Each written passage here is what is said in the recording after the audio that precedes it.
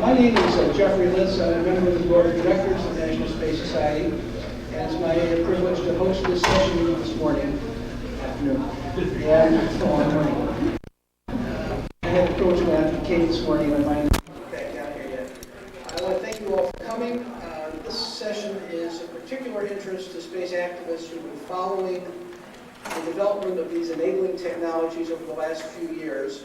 We're sort of sorry that they've come to a temporary hiatus, but maybe it's not so bad after all. Maybe things have come out of it and we will have new things. There will be 3 speakers during this session, and I'm pleased to introduce you to our first speaker, who is Daniel Dumbacher, who is the X-33 Deputy Manager at Marshall Space Flight Center for NASA. Is there anyone in the room here who does not know what X-33 is? Good. I've read so much about X-33. I will be very interested in seeing what comes out of it compared to what's supposed to go into it. Before becoming the X-33 Deputy Program Manager, Mr. Dumbacher served as NASA Project Manager for the Delta Clipper. And he's also served as Assistant Manager of the Space Shuttle's main engine program, and like most of the people who are doing interesting things, he's been doing a lot of interesting things, important things before that. If I may please introduce him, Daniel Dumbacher. Thank you. We're gonna have a palace coup right here. Oh, now they tell me. All right, Dan is shy, so we're going to start out at the top. We're going to start out with. Okay. Dan, okay, Jerry. All right, somebody never gets the word. Our first speaker is going to be Gary Payton, Deputy Associate Administrator for Aeronautics and Space Transportation Technology at NASA. And Gary, will you repeat that back to me right now? Okay. In his position, Mr. Payton oversees a very wide range of technology development activities for future transportation systems, and those are supposedly in accordance with the priorities established by the administration's space transportation policy. I do not think that the topic of the prior program is included yet, but you never know. And specifically, he manages the Reusable Launch Vehicle program, familiarly known as RLV, which is a broader term than SSTO, which activists grew up on. And that contains the DCXA, the X-33, the X-34, and future space transportation technologies. Maybe we'll hear a little bit about the X-37 and what's really going on behind the scenes with that. Before joining NASA, he spent 23 years in the Air Force, and I'm very pleased to introduce Gary Payton to you now. Thank you.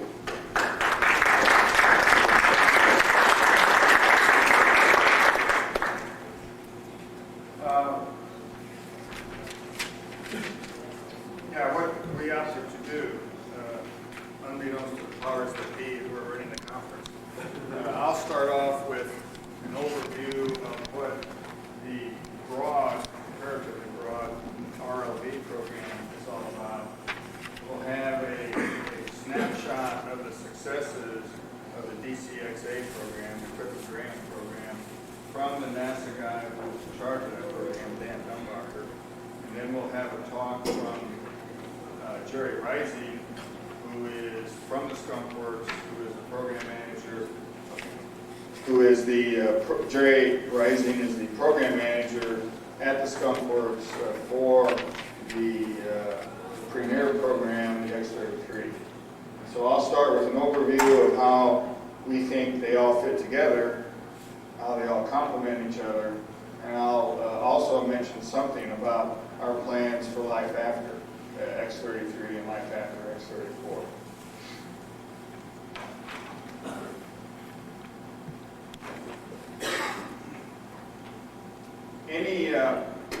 Any new development truthfully goes through several stages in its life. The first stage, especially if it's a new program, you need to prove the component technologies that will make up whatever vehicle you're going to go build.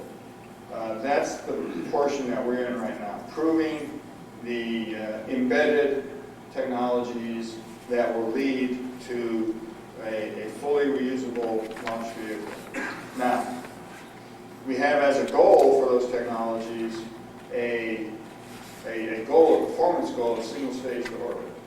And so while we would tolerate a term like reusable launch vehicle, in all honesty, the performance goal of all the technologies that we have in the program points to a vehicle that is single stage to orbit.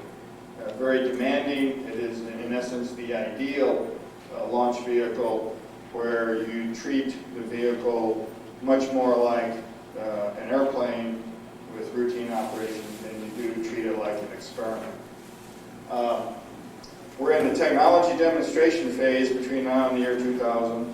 And then, once we prove the technologies in the real world, then you can competently go off and do the final design of the operational vehicle.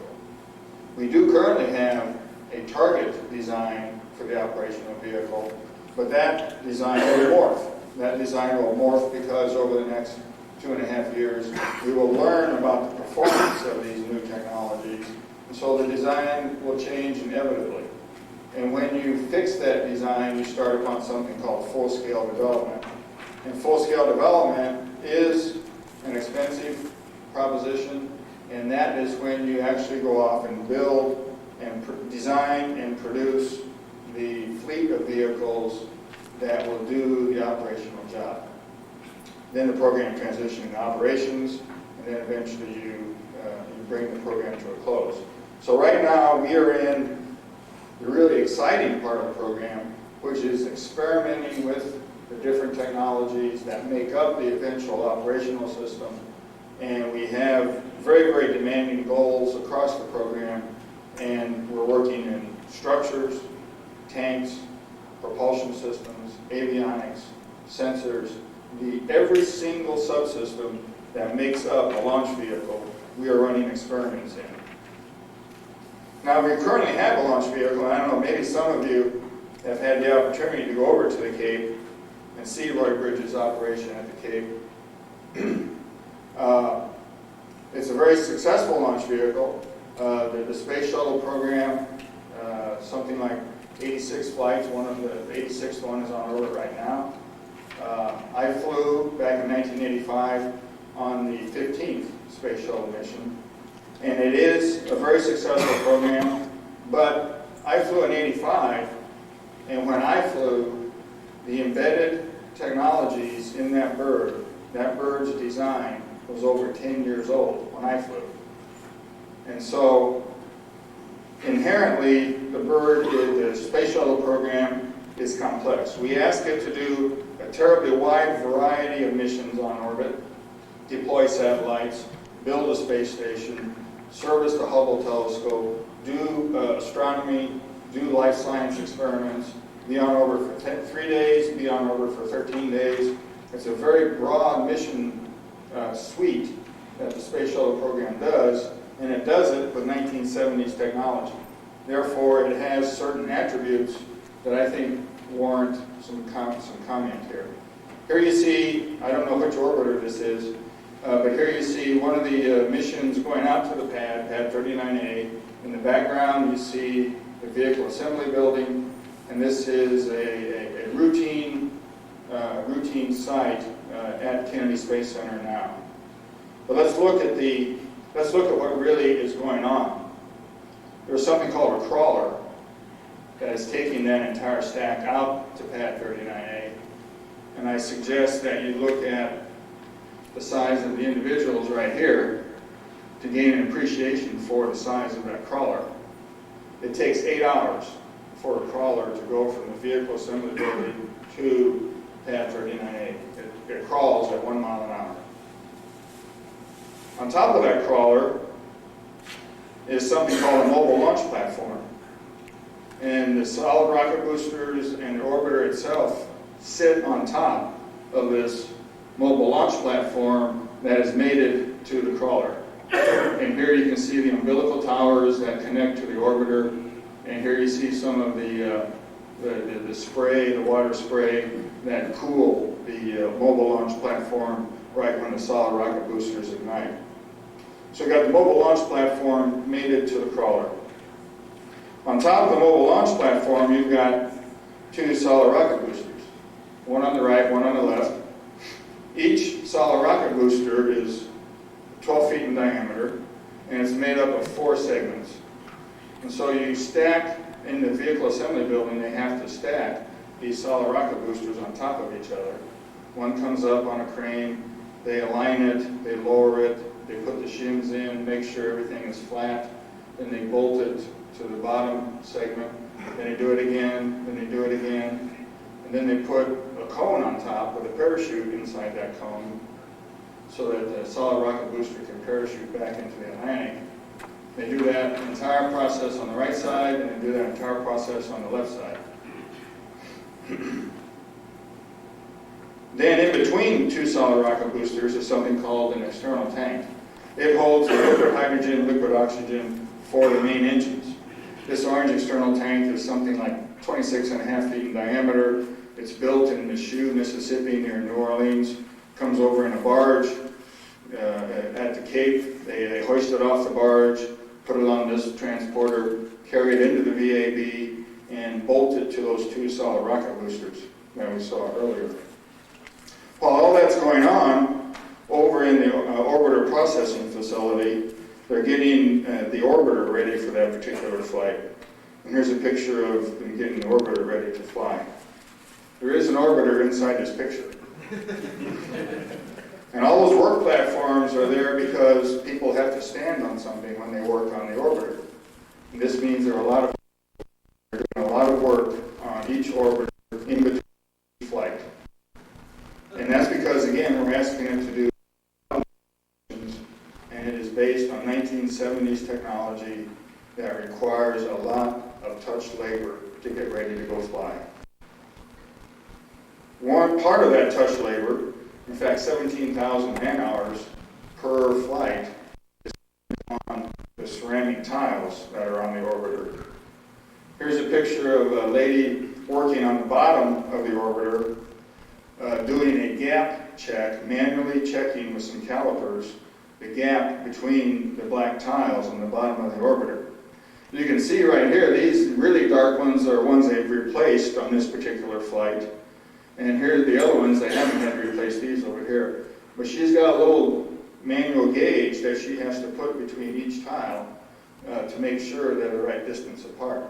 Because when the orbiter comes back into the atmosphere and heats up, that expands, and you need a gap in between those tiles so they can expand. Also, you see these little orange marks right here. Those are numbers. Each tile on the orbiter is unique.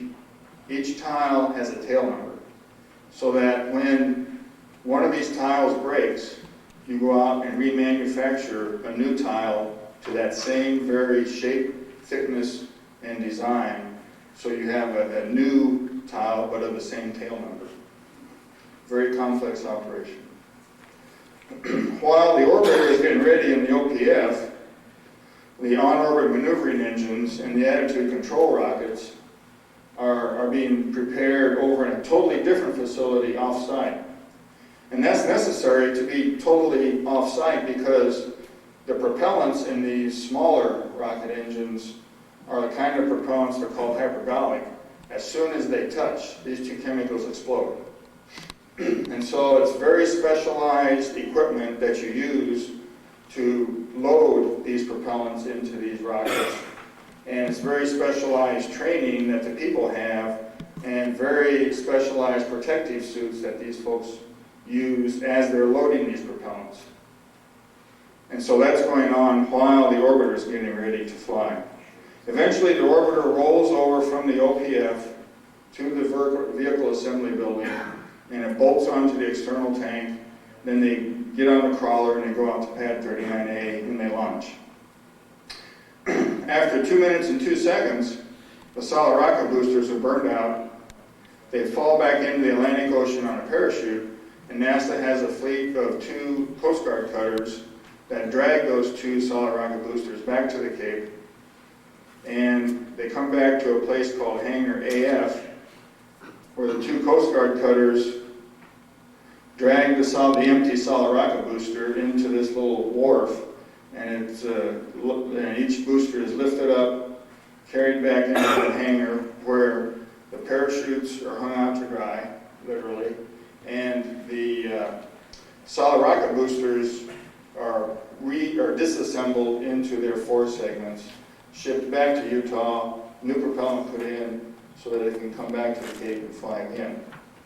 Now, again, that is the real-world example of what it takes to get the 1970s era technology ready to fly for a shuttle mission.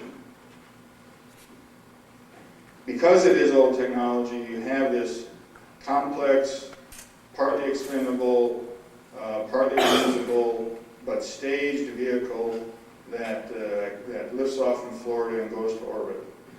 Our goal, single stage to orbit, is much simpler. You don't have solid rocket boosters that you assemble and then bolt onto the bottom of the vehicle, and those solid rocket boosters fall off into the ocean, and then you drag them back and use them again. Rather, and we don't have anything that's expendable, rather you have a bird that lifts off, does its job on orbit, comes back home, lands, and you get it ready to fly again. The bird that flies next Tuesday is the one that landed last Thursday. And nothing has been assembled, nothing has been mated, nothing has been rolled out. It's the same bird. All you do is put new cargo into it and reload the propellants. Now again, we can't do that with conventional technology. We have to embark upon a technology demonstration program to prove the structures and the tanks and the avionics and the propulsion systems that let us reach our goal of single stage to orbit.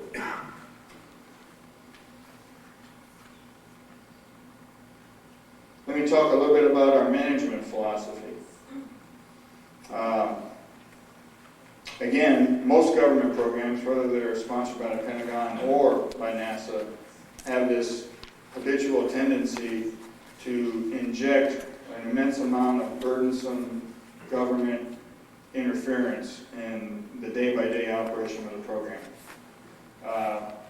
We're turning our back on that right now. The system program office for the X-33 is 4 people, and Dan Dumbacher is one of them. And so today you will be seeing 1/4 of the program office that manages the X-33, the NASA program office.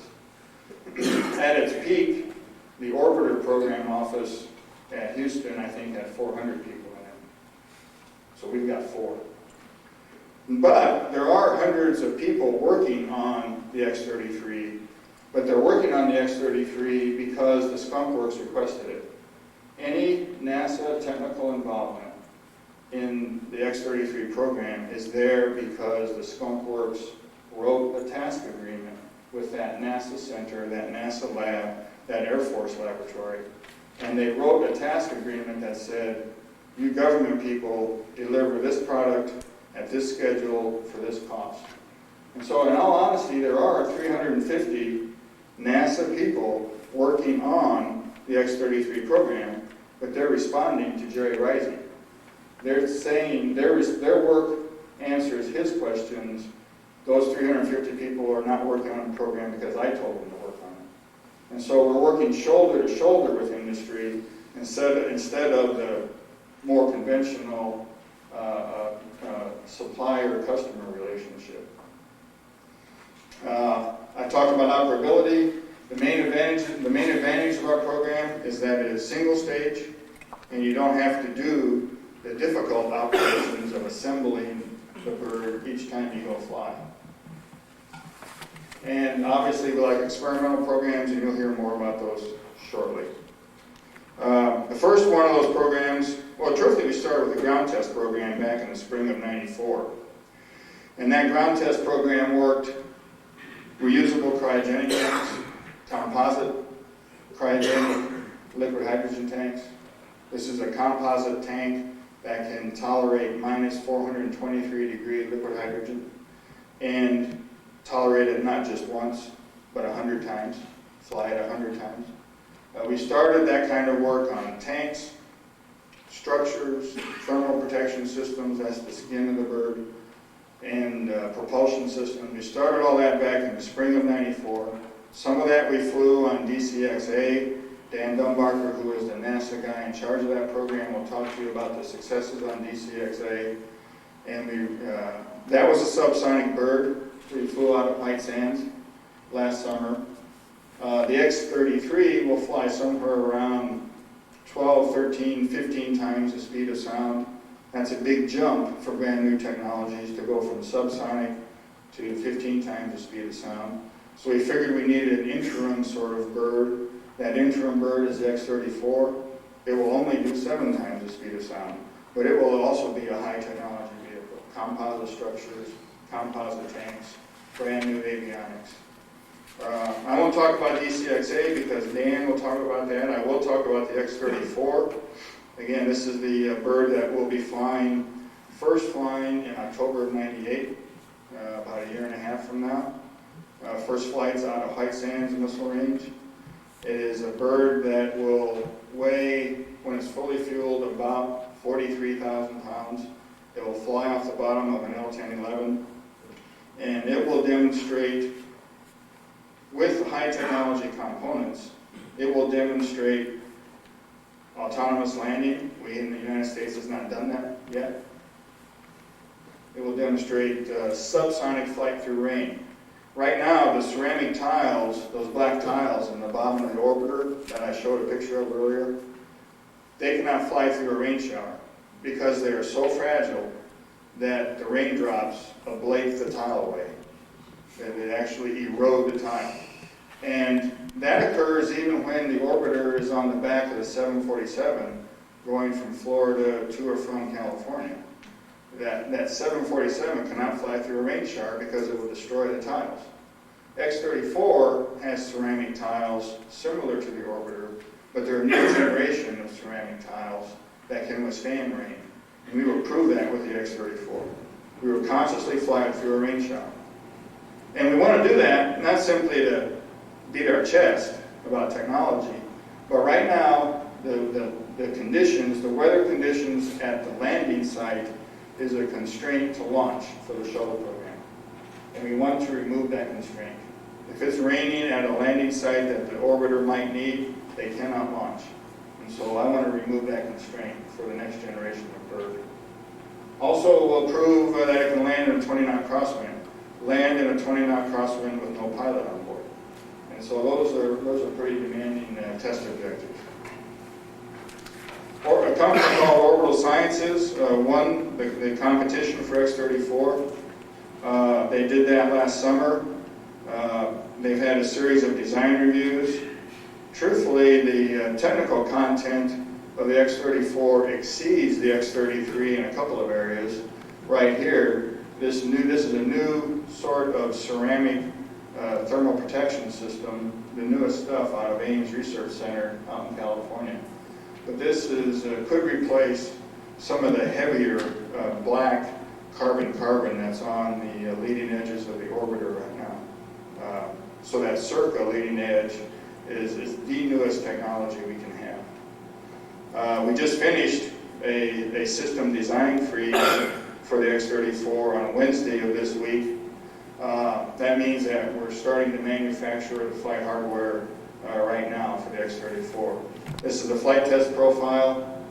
You see the L-1011 in the upper left-hand corner.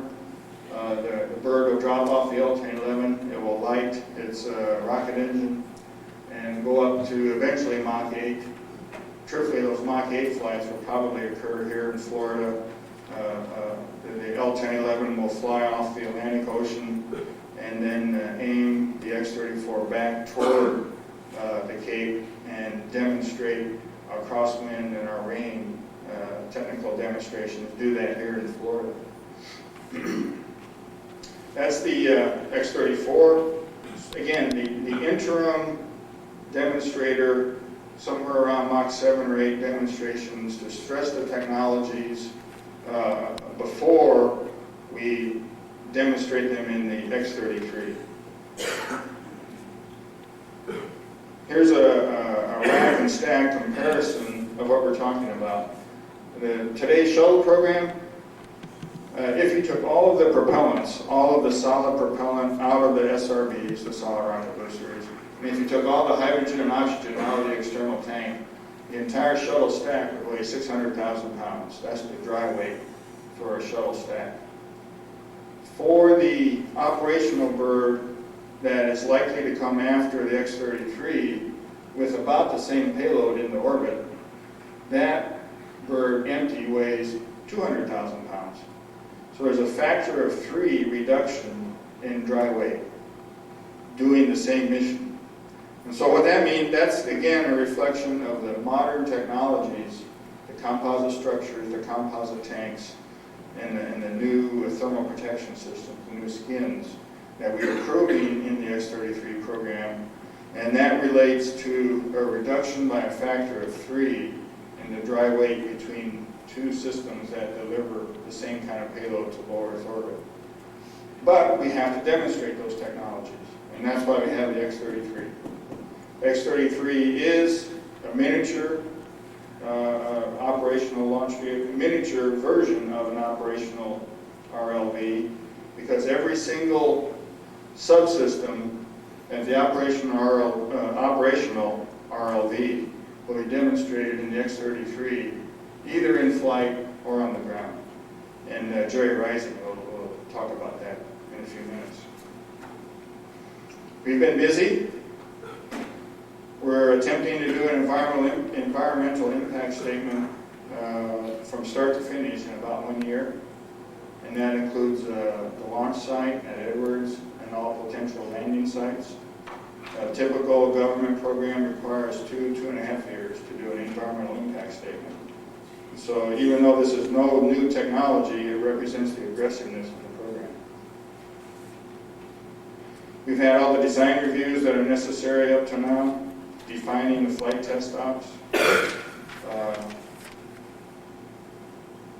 Let me talk about the engine. The engine on the back of the X-33 is an aerospike engine, which is a little bit different than what flies on the shuttle today. And it is new, it has not flown. But this is a ground test of the engine that will fly on the X-33.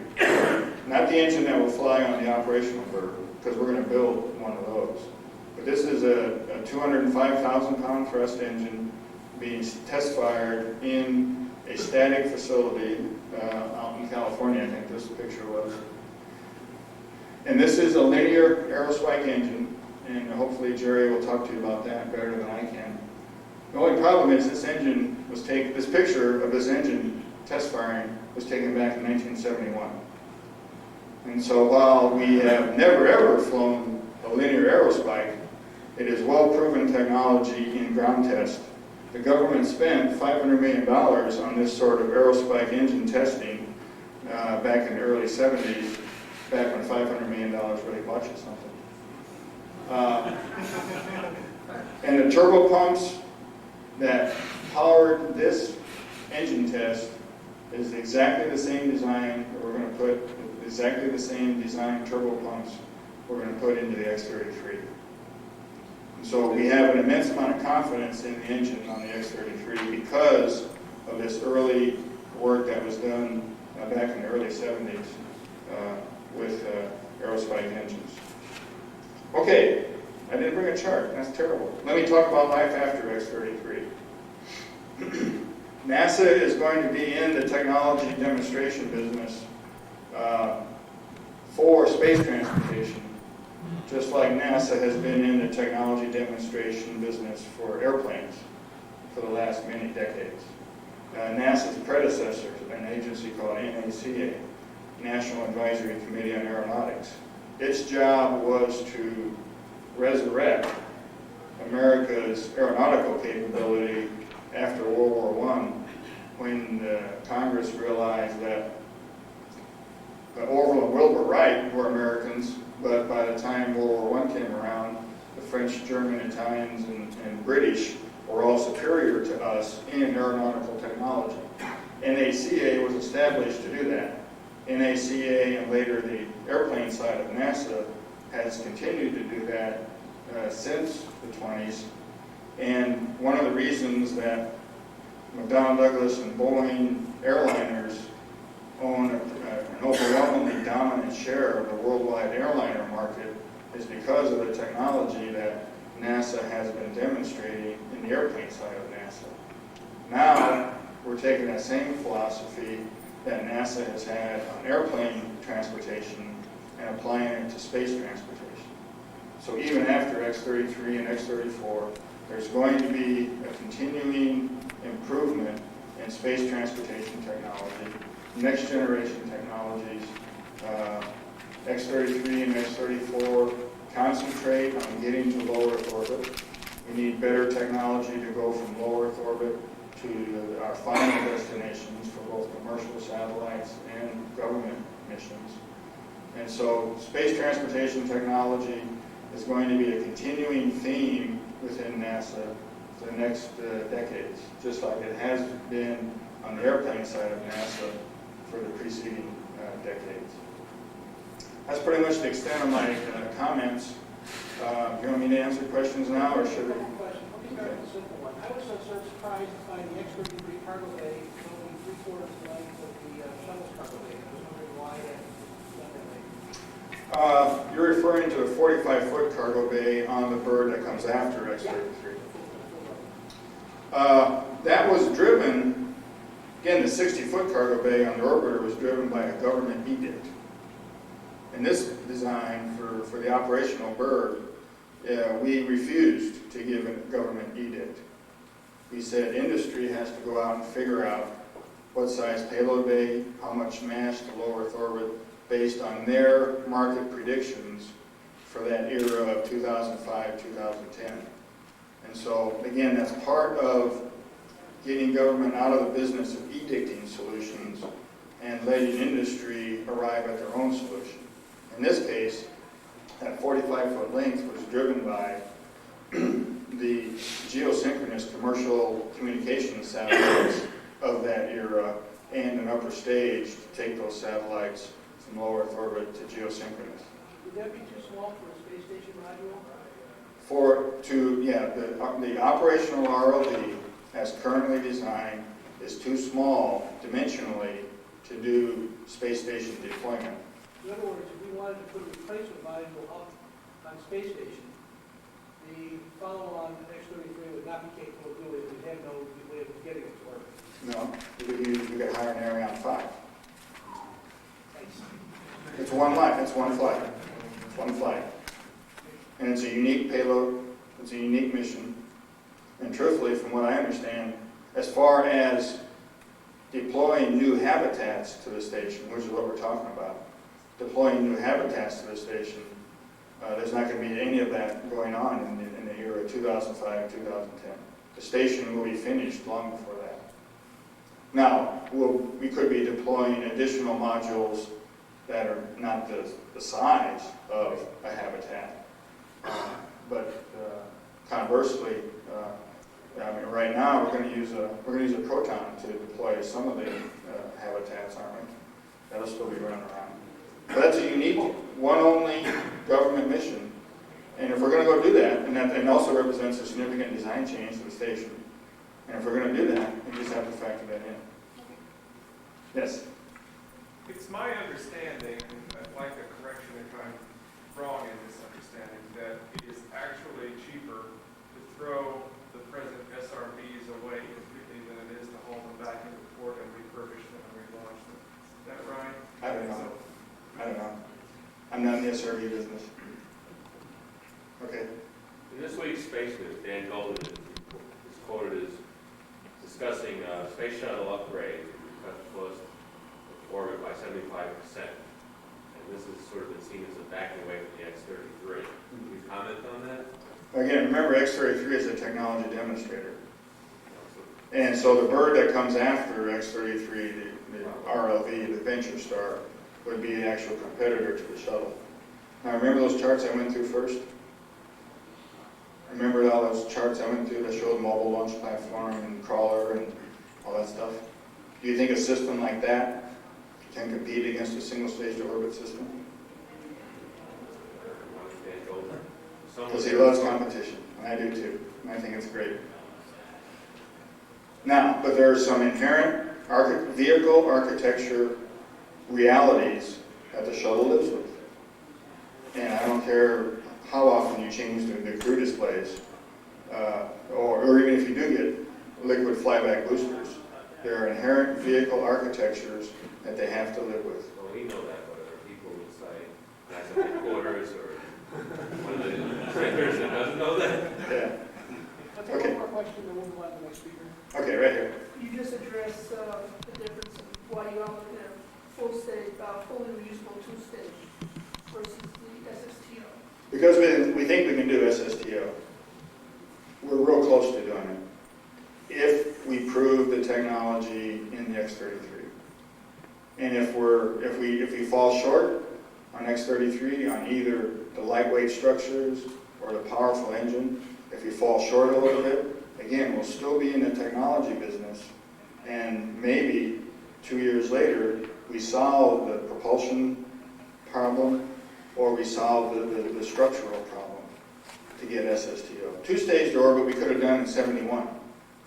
It's big, bigger than the shuttle is.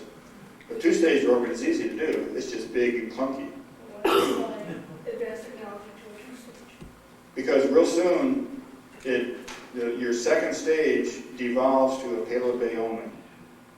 Very, very quickly. We had Langley in their vehicle analysis capability at Langley Research Center do that very question, attack that very question. We attacked it back in 1995.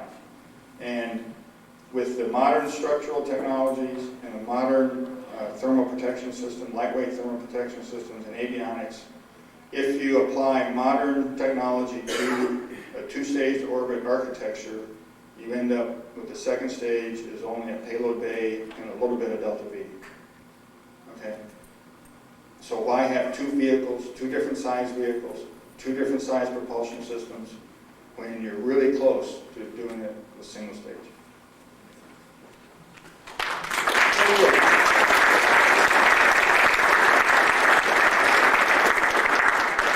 Well, it's nice to hear some of the speculation that went out in the audience come to light and be answered.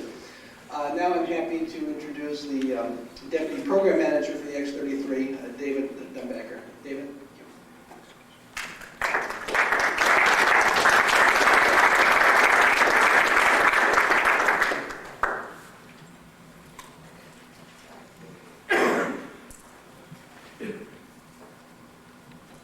I don't necessarily like to disagree with my boss in public, but at one time there was a different premier program of RLV, and it was called DCXA. I was the program manager from the NASA side for DCXA, and what I'd like to do today is give you a little feel for some of the accomplishments that came out of that program, and at the same time, things that we learned in that program that are being transferred on to X-33 and X-34. DCXA was the first flight test vehicle in RLV, and we did that for a reason. We did the build a little, test a little philosophy. We built a little in DCXA, we tested it, and we used what we learned from that to go on into X-33 and X-34. DCXA really picked up from the DoD Air Force DCX program. NASA took the vehicle, basically stripped it down and modified it, and we had some very specific goals in mind to complete in DCXA. The first one was to take technology components that had been proven in the ground, put them in a flight test vehicle, and put them in a real-world situation to see how they operated. Those of us in the flight test business like to use the word threat of flight with our laboratory buddies because you can do all kinds of things in the laboratory and it'll look good, but until you get it out into the real world and really see how it operates, you don't know exactly what you've got. So we basically took stuff that had been proven in the lab, get it out in the real world, see how it worked. The second part of it was, as Gary showed you earlier, was to demonstrate operability. They used to have a saying back in the 1994 Access to Space study that went something like, "It's operation stupid." And the reason for that was because the cost of operating these systems is really the driver. The cost of shuttle operations, the number of people it takes to operate that vehicle is what drives your cost. So we had to show with DCX and DCXA that we could reduce the cost to operate a vehicle. DCX or RLV was faced with a situation where, in order to continue on with the program into X33 and X34, we had to meet specific goals laid upon us by the White House, and in order to continue with that program, DCXA had to be successful. So again, we had to prove ourselves continuously to the bureaucracy and the management, the Congress, to make sure that what we were doing really worked out. Gary showed you this earlier. I won't dwell on it, but again, this is the total RLV program plan, which DCXA was a part of. This is the schedule that we worked DCXA to. First of all, we had technology development going on in terms of composite tanks, aluminum lithium tanks, liquid oxygen, liquid hydrogen, auxiliary propulsion systems. And we had to do it. We had to build all this new technology, develop it, design it, develop it, fabricate it, and have it ready for flight test within 2 years. A rather aggressive goal. We managed to do that. As you can see, I'm rather proud of this schedule, because when we started back here in April of '94, a lot of people didn't think we could do it. And we managed to get our first flight off about where we had originally planned. So there was a lot of work going on and a lot of experimentation, but we managed to hold the schedule and keep it together. The accomplishments that came out of the program from a technology standpoint, probably the biggest component we had on there, biggest technology, was the composite liquid hydrogen tank. The first time ever a composite liquid hydrogen tank had been built and flown on a vehicle. They had done some ground testing in the NASAS program that was unsuccessful, developed leakage. On DCXA, we designed the tank, developed the tank, and had it through the flight test program. We actually demonstrated 55 thermals and pressure cycles on the tank to demonstrate its reusability. That includes all the ground testing we did on the tank and the flight testing. With that tank, we showed about a 34% weight savings compared to the DCX tank, the aluminum tank that flew on DCX. So as I go through this, you'll see that we were demonstrating and showing that we could meet some of the goals that we had to have for SSTO.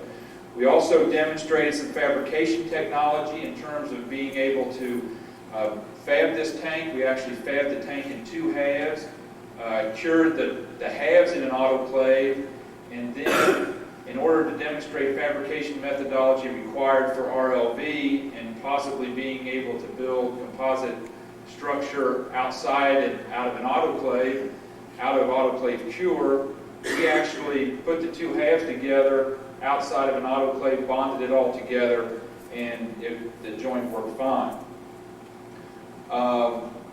We also had a Russian-built aluminum lithium liquid oxygen tank on the vehicle. It was made of a different material than what we're using on the super lightweight tank.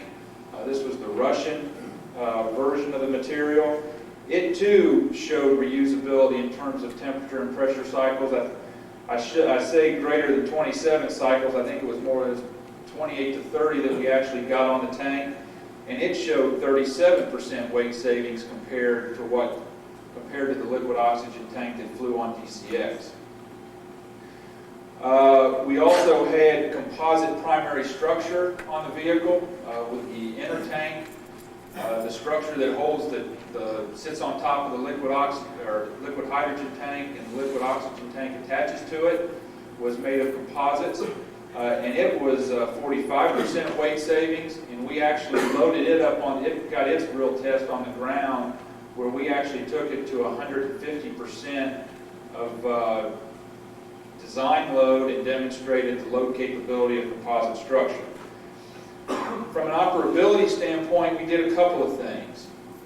One, we didn't increase, the new technology did not increase any of the operation support required from DCX to DCXA. The crew number stayed the same. The flight crew was the same. The technician hands-on crew was the same. So we didn't have to add anything for the new technology. One of the things we're most proud of was our rapid turnaround on the vehicle. We actually, between flights 2 and 3, got 2 flights off within 26 hours. That really should have been 8 hours. We were shooting for 8, but weather and range constraints out at White Sands slipped us into 26. The vehicle was ready to go at 8 hours, but we ran into a range problem. Not only that, we got this turnaround done with a whole bunch of publicity and people like the NASA administrator watching over our shoulders between flights 2 and 3.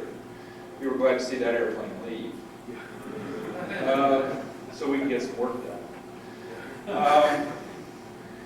We also, one of the other things that came out of this, it was in preparation for Flight 4, one of our attempts at Flight 4, we had the primary flight computer go down on us.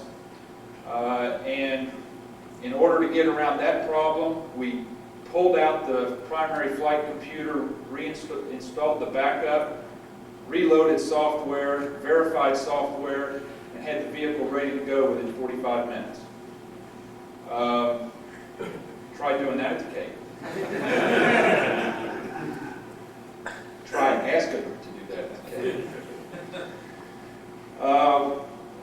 One of the technology items we didn't get to fly due to unfortunate circumstances was the auxiliary propulsion system. However, it did undergo significant ground testing.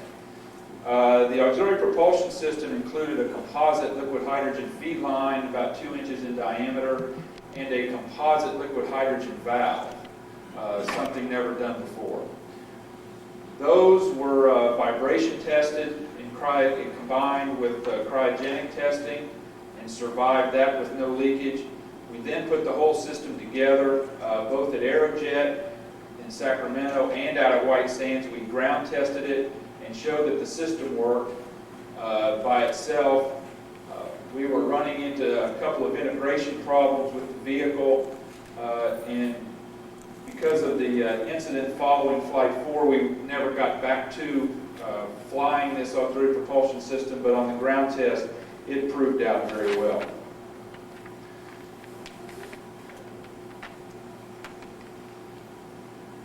You can tell this chart was put together by a program manager based on the top bullet. I'm very happy to say we got through the program in 2 years. It was a $50 million program, and that $50 million included all of the design, development, and fabrication of the technology components, the integration of those components into the vehicle, and the flight testing of this vehicle.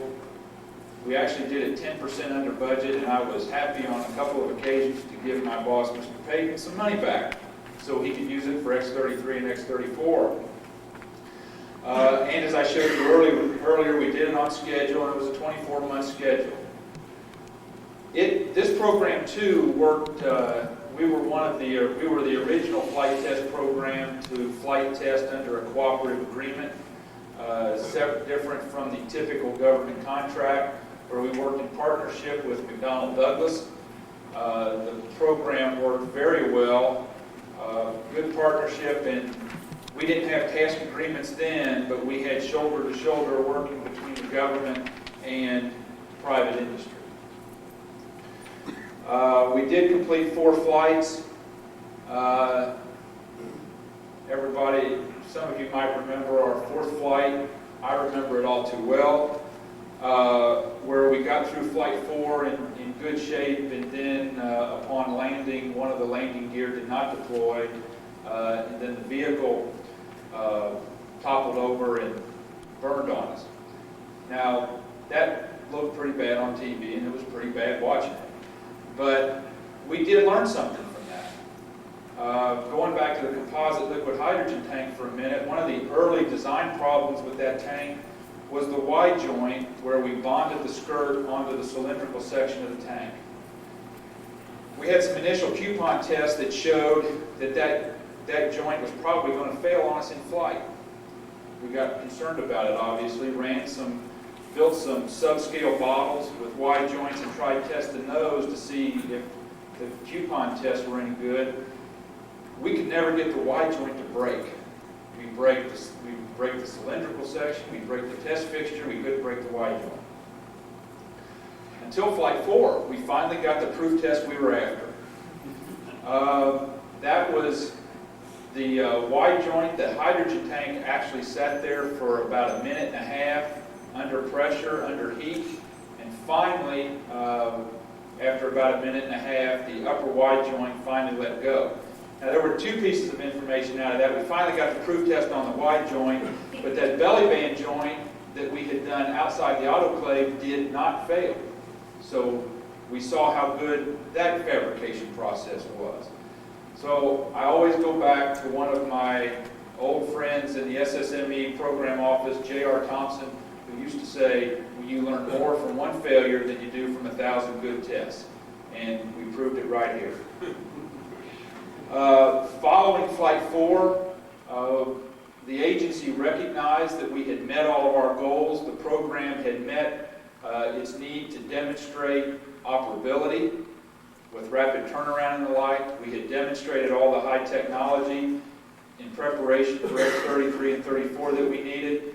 So the decision was made at that point to stop DCXA, not to go into a rebuild exercise, although we were looking at continuing the flight test program at the time of the failure. But we decided at that point it was better to go on and use what we had learned out of DCXA and continue on into X33 and 34. And that's what we've done. That's just kind of a top-level summary of what we've gotten out of DCXA. Again, we got a lot of good technology out of it, a lot of good data that has been passed on to Lockheed, and we have been using that data as part of the 33 and 34 programs. I'll be happy to answer any questions. Yes? I'd like to know your impression of how the press covered that fourth and final flight. Do you think they did a fair job in explaining, hey, this is an experimental program and this is what happens, or did they just use the usual, once again somebody screwed up and nothing works right, that kind of nonsense? Actually, I think they did a fairly good job of the former. We didn't, at least I didn't see any real bad press out of it. I think one thing we've all learned is that if you're upfront with people and tell them what's going on and why you're doing things, they understand. We got very good coverage out of the press on that. I know I personally have not taken much heat. I got a little bit, but I didn't take much. And that even goes for the NASA management. I mean, we all recognized that we were taking some risks. We were doing new things. And it panned out real well for us. I was wondering, these are basically epoxy graphite composites then? Yeah, we call them burnt string and glue. But that's basically what it is. Well, if you go with unburnt string, like Spectra or Kevlar, can you get more strength out of that, or more strength and lighter weight? And the reasons why you can't use Spectra or Kevlar in aerospace applications? Well, I really can't give you a good answer because I'm not a materials expert myself. All I can say is we had all the right materials people in the design process. This was what McDonnell Douglas chose to design the tank with, and it proved out beyond our expectations, honestly. Did the inadvertent end-of-mission test teach anything about the relative durability of aluminum lithium tanks compared with composite tanks? Actually, it confirmed what we suspect about aluminum lithium. Aluminum lithium, and this has been one of the problems on external tank in terms of fracture toughness, is relatively more brittle than 2219. that material which is on the flight tanks today.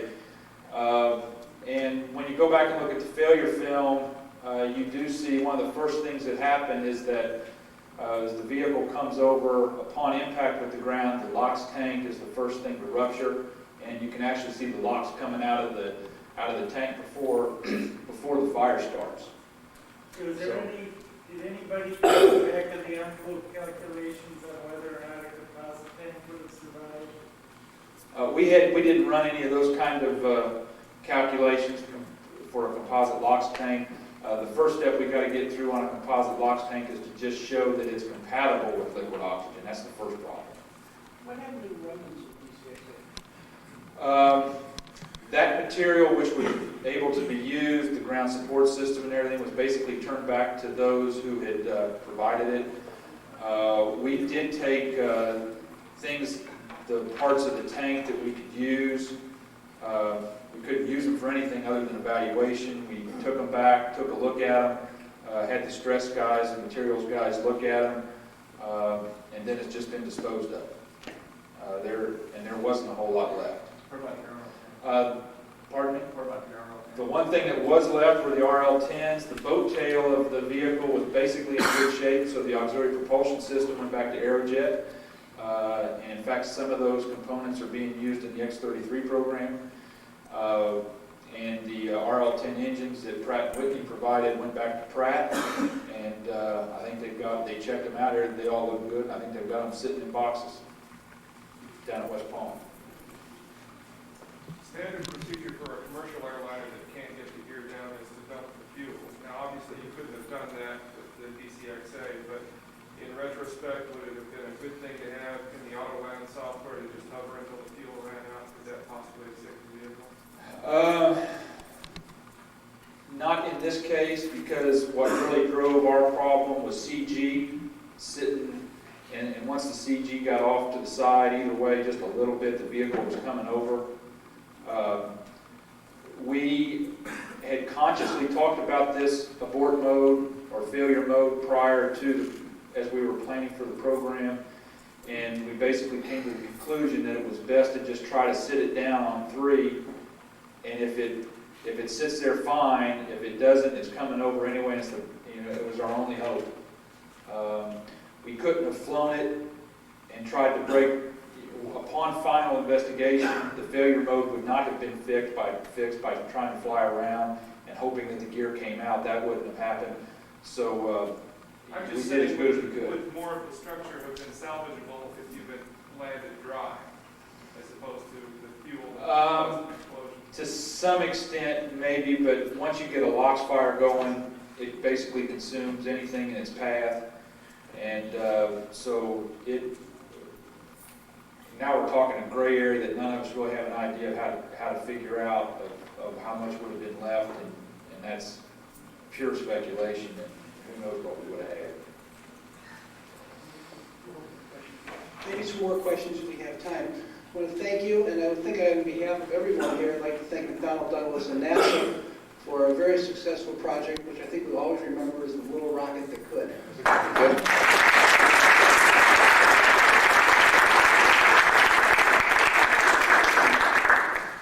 When I was, in the old days, when I was young, we remembered the Skunk Works very fondly. It was synonymous with quicker and better, and we could never tell the price because it was cloaked behind military secrecy. But if you wanted something done right, you got the Skunk Works. And now, happy to have the representative in the modern generation, Jerry Rising, who is the X-33 Vice President and the Program Manager for the Lockheed Martin Skunk Works. Thank you.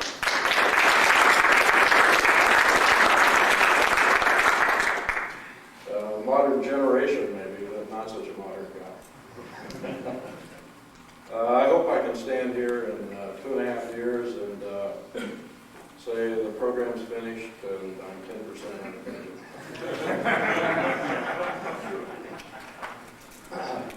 Gary did an excellent job of introducing the X-33 program. I'm going to give you a progress report on how well we're doing. It's a technology demonstrator for a much bigger vehicle we plan to build in 2.5 years called Venture Star. And of course, the technical requirements for that vehicle are very challenging, as you've already heard. It's a single stage to orbit vehicle. We want to fly it 100 times, and we want to turn it around in days instead of weeks. So you don't do that in a single step very easily, and that's why we're doing a technology demonstrator. The X-33 actually has a very tough job to do as well. We're going to demonstrate vehicle integration, how well the lifting body works with the linear aerospike engine. We're going to demonstrate lightweight composite structure, demonstrate high performance. We want to fly Mach 15 or close to it. We want to fly 15 times. We want to turn the vehicle around 3 times in a week, and at least once in 2 days. And we're going to try and do that in the next 2.5 years. Actually, first flight date is less than 2 years away. So how's it going on the program? Let me show you an isometric cutaway of the vehicle to illustrate that, the structural inboard profile. We'll march through it nose to tail. The LOX tank, the liquid oxygen tank, is in front. We're making that out of aluminum. Dan already talked about the problems of making a LOX tank that's composite. There's no LOX compatible resin currently, so we've got some development to do on the ground before we build a composite LOX tank for the larger vehicle. The LOX tank is being built by Manned Space Systems down in Michoud, the same company that's building the external tank for the shuttle. This tank is already built, actually. There's one weld remaining on it. The conical forebody will get welded to the double barrel section very soon. The cryogenic insulation will get installed. Instrumentation, testing will be done, and this tank will get shipped to Skunk Works by the end of the year. Moving back, the blue tanks are hydrogen tanks. Those are composite tanks out of graphite epoxy, designed by the Skunk Works, and they're being built by Alliant Tech Systems just outside Salt Lake City. They started fiber placing these tanks this week, and they're on a schedule to deliver these tanks to the Skunk Works early next year. All the interconnect structure is, everything else inside the vehicle, incidentally, is composite, except for the LOX tank. The interconnect structure, the thrust structure, all being built at the Skunk Works. And that design is complete, and a lot of those pieces are already in fabrication. The fins are metal, Inconel and titanium, and we're also building those pieces in the Skunk Works. The design is complete, the materials are in-house, and the tooling is done, and we'll start building those pieces very soon. The linear aerospike engine tucks very neatly into the base of the vehicle, and actually the left side of that, your left, is the picture that Gary showed. It's kind of an interesting engine. It's revolutionary in that it's kind of like a bell nozzle turned inside out and laid flat, where the nozzle is actually an external surface, leaving the thrust sheet free to expand to the atmosphere, and consequently the engine is a little bit more efficient as it flies through the atmosphere. This is all the testing that had been done on the program before we started it. We've had multi-cell hot fires just in the last few weeks down in Marshall, and Rocketdyne is 40% released on their design drawings, and they actually have thrusters and igniters already in fabrication. This engine, first engine to test, will be delivered in March of next year. Moving to the outside of the vehicle, this is the metallic thermal protection system on the bottom of the vehicle. It's Inconel and titanium. The panels are about 18 inches square. And this design is done. There's kind of an interlocking shingle seal between the panels, which has been tested already. Both cold flow tests and hot flow tests are underway. And vendors are being picked, and I think Roar already knows if they don't build all of it themselves, they've already got a vendor to build some other pieces. The top of the vehicle thermal protection system is an advanced flexible reusable surface insulation similar to what's been used on shuttle. That design is complete. Vendor surveys have been conducted by Roar, and they're well along in the procurement process for these blankets.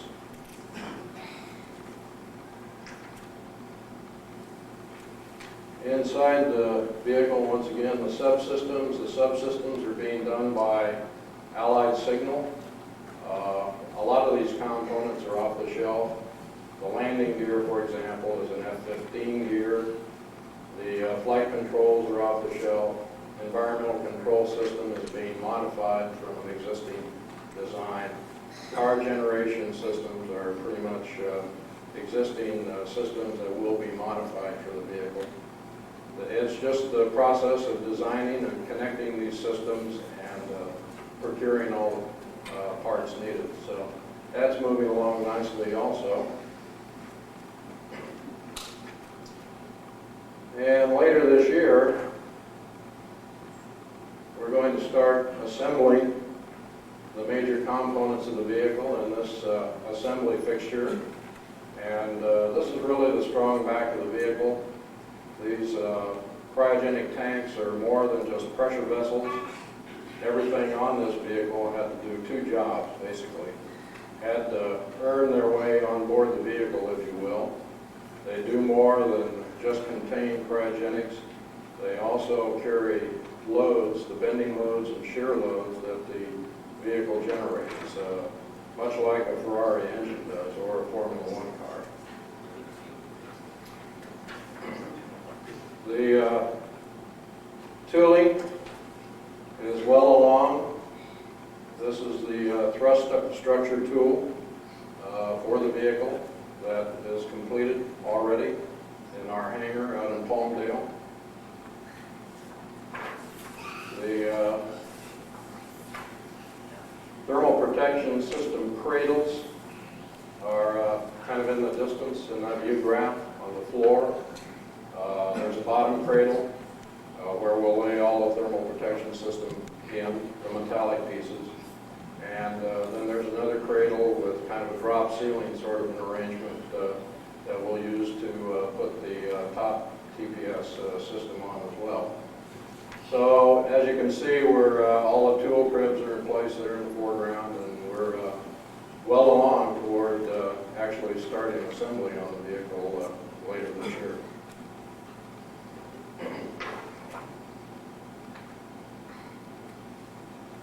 And the launch site is Edwards Air Force Base. It's the home of all ex-airplane flight test, I guess, and it's a logical place for us to do the flight test out of. We picked Haystack Butte, which is across the dry lake bed a little bit from main base. You can see Haystack Butte on your left there, about the middle of the picture. That site is being built by Sverdrup.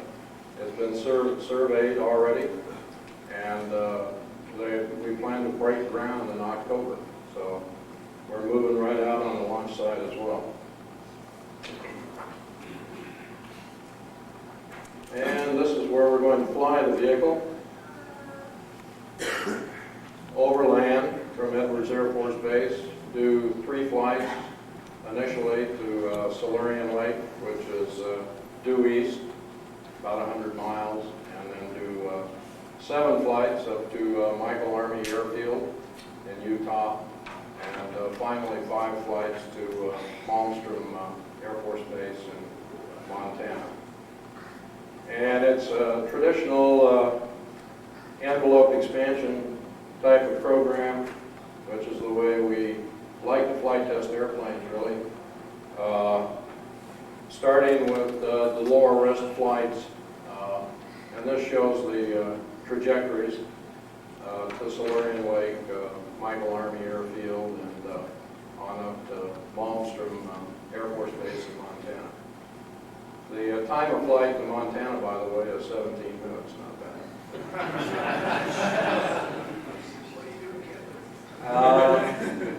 Hey, Great Falls is a great place, I recommend. Some of the best beer bars in the world. That's about it, actually.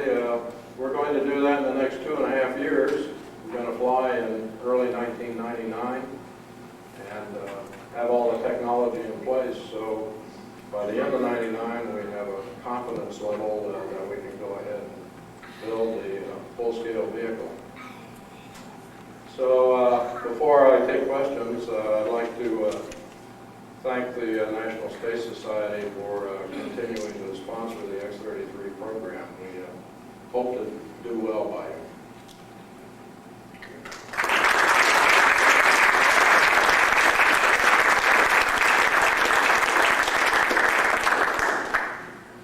Yes? Do you folks have a website so we can... Went online about 2 days ago, I think, right? Carol, you know the address? www.venturestar.com. Carol brought the website up 2 days ago. Yes, in the back. How committed is Lockheed Martin to building the follow-on vehicle, assuming the success of the technology demonstrator? Well, totally committed. Lockheed Martin put $156 million into this phase. The business plan we have in place would not require a lot more than that in the next phase, really. And I think by then there will be a lot more willingness by the investor community to step forward and put money in the program. Let me ask you a question that's been sort of circulating in the corridors. I don't know if it's exactly politically correct, but there's been a lot of suggestions that Lockheed Martin is working actively to delay the X-37 project. I wonder if you know anything about that. Well, I certainly am not. I don't have time to worry about X-37. I'm too busy working X-33. There might be some other activity. I mean, Lockheed Martin is a huge corporation. Carol, are you aware of that? Not aware of that at all. Yes, sir? Where does the Adventure Star, the vehicle will come after the X-33? And I understand that the payload capacity that is about 20 tons perhaps? Now 50,000 pounds to low Earth orbit Yeah. and 25,000 pounds to the space station.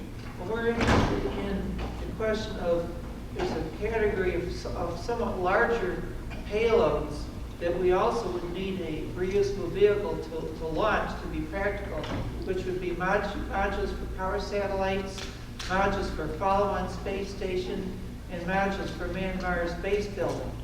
And we'd need just to get that cost just down as low as possible, you know, probably below $500 a pound, to really make a lot of it practical. So I'm just wondering if they could build the Adventure Star that would do 25 tons, what possibilities would there be for building, say, a 50-ton vehicle?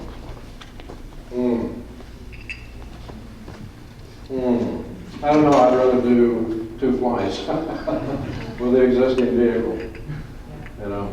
But in terms of the problem, of course, is trying to build modules that can be assembled in space, and it gets real sticky, like the current space station problems. You can do all that fussy work on the ground, then you don't have to do all the integration. It makes it worthwhile to have a large vehicle. Gary's going to help me out on this one. and I'm not smart on a solar power satellite, but remember, we're in the technology demonstration business for the next 2.5 years, and even after that. But our focus right now is on the end of the X-33 program, about 2.5 years from now. And X-33 will carry 25 tons to low Earth orbit. I mean, the operational burden that comes after X-33 will probably carry 25 tons to low Earth orbit. And I don't know if that's good enough as a building block for a solar power station, but I do know that for a human expedition to Mars, you need 600 tons in low Earth orbit. Now, that's a big vehicle. That's a big expedition. Now, you're not going to do that with a commercial venture star. So what you are going to do is have a launch vehicle that, guess what? It's got composite structures. It's going to have composite tanks. It's going to have new insulation that these guys are working on. And it's going to have new avionics, new vehicle sensors. It's going to have new propulsion systems. Propulsion systems that we are demonstrating on ground and in flight for the next 2.5 years. That's what's called technology mobility. Just because we prove it on the X-33, it could also apply to other vehicles that come later, not just Venture Star. And so I think that's the real value of a rugged, robust technology program is we're aimed at SSTO, Venture Star, we're busting our buns to get there, but if we want 600 tons in the low Earth orbit, we've got the proven, not hypothetical, but proven technology that we can then mold that technology into a vehicle that can make us go to Mars, let us go to Mars.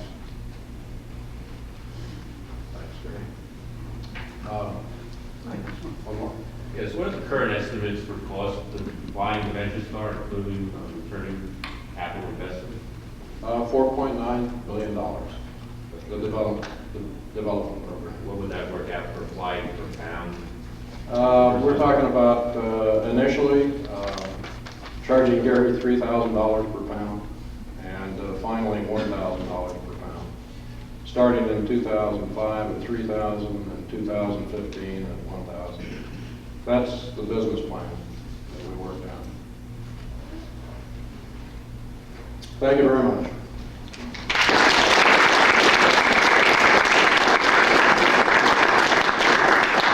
I know I certainly would like to be in the room when Gary Payton and Bob Zubrin discuss how many pounds you need in orbit to go to Mars. In the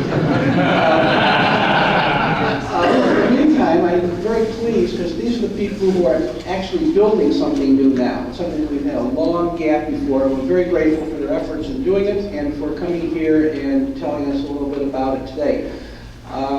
Thank you all very, very much.